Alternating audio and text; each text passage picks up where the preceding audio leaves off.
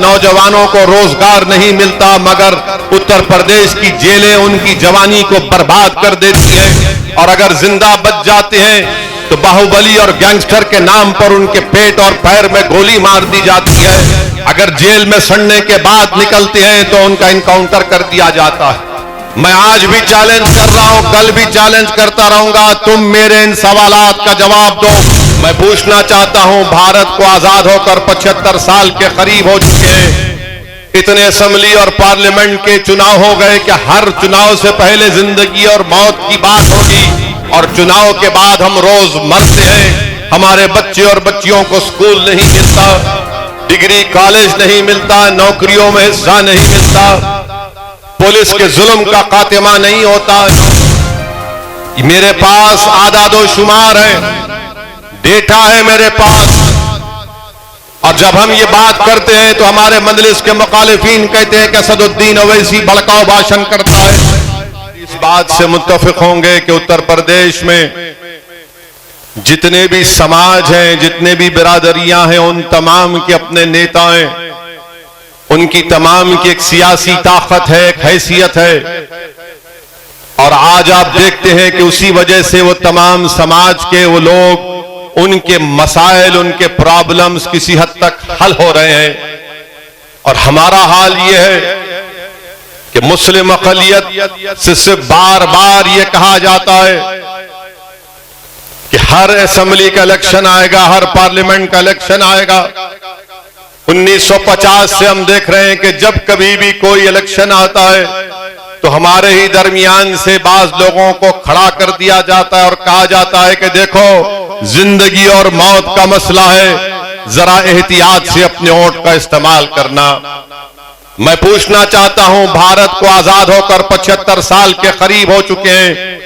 इतने असेंबली और पार्लियामेंट के चुनाव हो गए कि हर चुनाव से पहले जिंदगी और मौत की बात होगी, और चुनाव के बाद हम रोज मरते हैं। हमारे बच्चे और बच्चियों को स्कूल नहीं मिलता, डिग्री कॉलेज नहीं मिलता, नौकरियों में हिस्सा नहीं मिलता, पुलिस के जुल्म का खात्मा नहीं होता, नौजवानों को रोजगार नहीं मिलता, मगर उत्तर प्रदेश की जेलें उनकी जवानी को बर्बाद कर देती हैं। और अगर जिंदा बच जाते हैं तो बाहुबली और गैंगस्टर के नाम पर उनके पेट और पैर में गोली मार दी जाती है।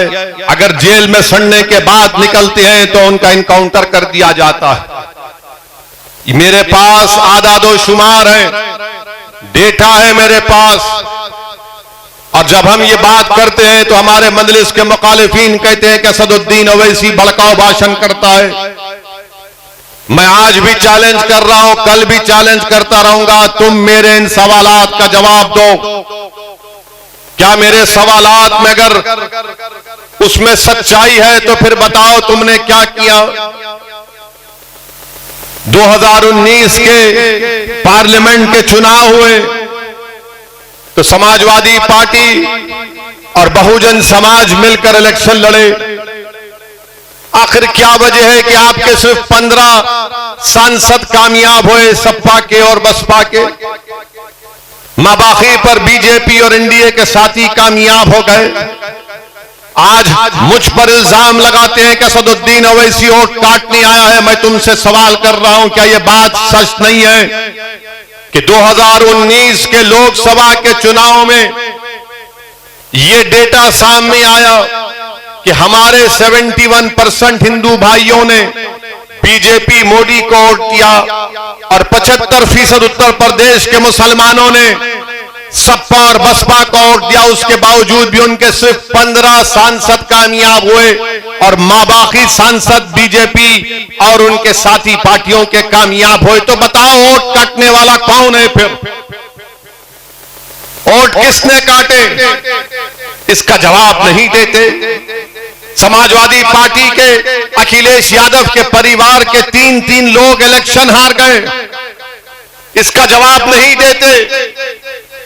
जवाब सवाल मुझसे करते हैं कि भारत के किसी कोने में अगर असदुद्दीन ओवैसी चला जाता है तो सवाल मुझसे करते हैं कि तुम यहां पर क्यों आए, तुम्हारी क्या जरूरत है यहां पर, तुम बी टीम हो, तुम वोट काटने वाले हो।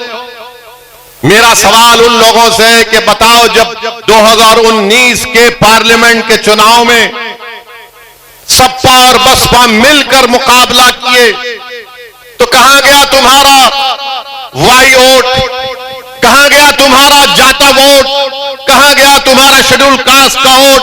क्यों तुम्हारे 15 उम्मीदवार सांसद बने, मां बाकी पर क्यों कामयाबी नहीं मिली? इसका कोई जवाब नहीं। तो मालूम हुआ कि इनका वोटर खुद मोदी को वोट डालकर आ गया। 2017 के असेंबली के इंतखाबात हुए, कांग्रेस और सपा मिलकर लड़े, क्या नतीजा निकला?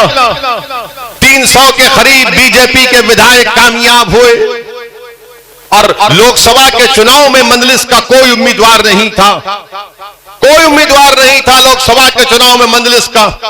इसके बावजूद भी आप बीजेपी को नहीं हरा सके।